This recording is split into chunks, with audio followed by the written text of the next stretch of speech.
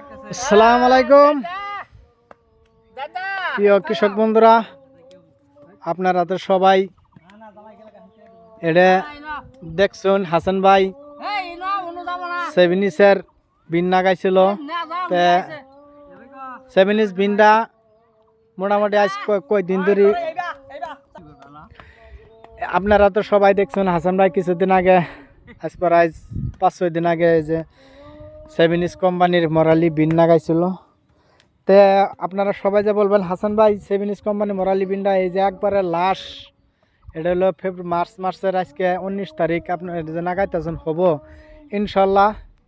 কৃষি কাজটা হইলো এই আপনার যে কৃষক হইলো আপনার যে মেহনত করে পরিশ্রম করে যে মানুষে কৃষি কাজ করে, এটা হলো লাখ। আপনার তকদিরটা যদি ভালো থাকে তো আপনি মোটামুটি 2-4টা ইনকাম করতে পারবেন। তকদিরটা খারাপ হইলে ইনকাম করা পাবেন না।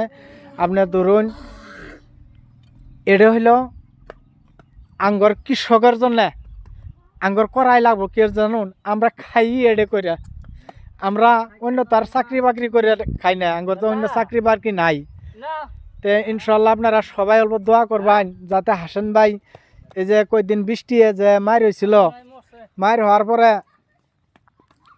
হওয়ার পরে বহুত গুড়ি যে জ্বালায় রে পয়সা গেছে গা। তেমন আমি দেখতে আসুন রমজান মাস রোজা নিয়ে আয় আমি শ্রমিক করে সাথে করে নিয়ে আয় আমি গুঞ্জাইতেছি খেতটা লাগাইতেছি। আপনারা সবাই অল্প দোয়া করবেন, হ্যাঁ অল্প দোয়া করবেন।